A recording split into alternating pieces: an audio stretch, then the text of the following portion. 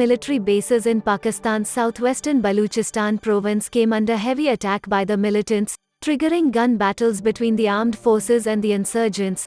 The Wednesday late-night attacks were claimed by the newly formed separatist Balochistan Nationalist Army.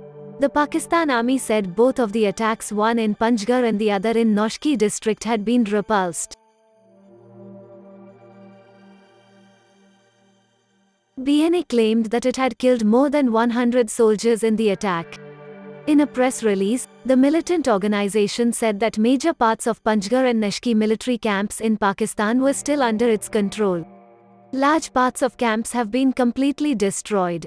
Backup troops have arrived for the enemy forces. However, they have failed to weaken Fedayeen positions inside the camp. The ethnic Baloch militants have been fighting the government for decades, seeking independence. They say that the government unfairly exploits Balochistan's rich gas and mineral resources. Balochistan province has been the scene of intense fighting between the rebel forces and the Pakistan Army. The Balochistan Nationalist Army was established last month when two minor separatist groups.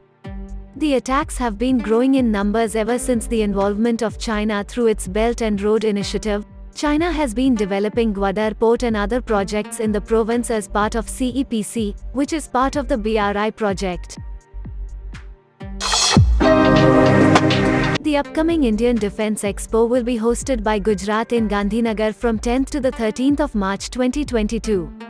The International Defence Expo is focusing on land, naval, air, inland security and electronic system. This year's theme of Defence Expo is India, the emerging defence manufacturing hub. India is moving towards self-reliant in all defence sectors: Army, Navy and Air Force. In recent budget announcement, India has shown its commitment to 25% defence research and development project for industries and academic institution, which is a welcome step. DRDO is perfectly aligned to realize this vision of Government of India. Indian government with policy initiatives like Make in India and Atmanirbhar Bharat hopes export defence equipment to friendly countries. The Defence Expo 2022 provides unique opportunities for the firms within defence industry to showcase their capabilities, products and services to industry leaders and decision makers.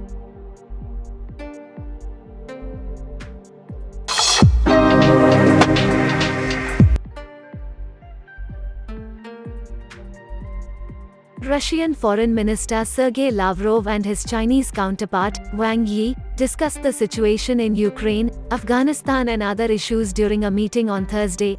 The parties agreed on their positions on various international and regional issues of mutual interest, including the situation in Ukraine, Afghanistan, as well as cooperation within the BRICS, the ministry said in a statement.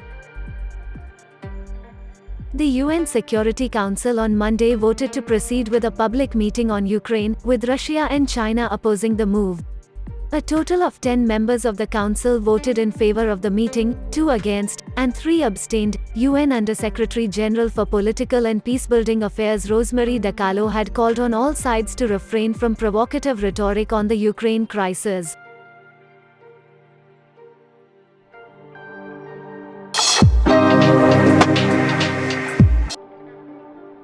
A small fringe group of pro-Khalistan elements in Canada is spreading anti-India feelings, and the government remained closely engaged with that country over the issue, Minister of State for External Affairs said on Thursday.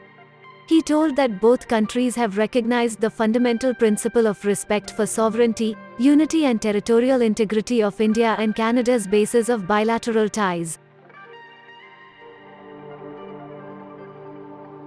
The Minister of State for External Affairs said that the Government of India remains closely engaged with the Government of Canada to address our concerns relating to anti-India activities by the extremist elements. The Indian government maintains close contact with the Indians in Canada, and its policy is to make continuous efforts to strengthen the bond with the community.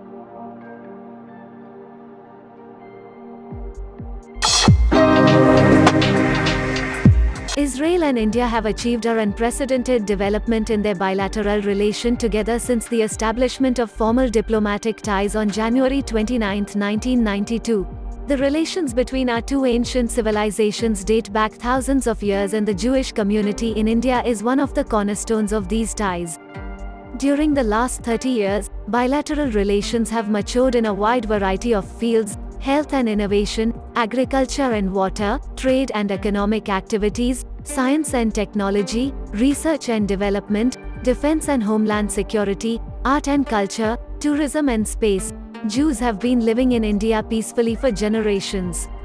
They never suffered persecution or anti-Semitism. Since the onset of the COVID-19 pandemic, Israel has coordinated closely with India on a number of joint ventures like in research, organized medical delegations, exchanged medical equipment, and arranged free women's health clinics.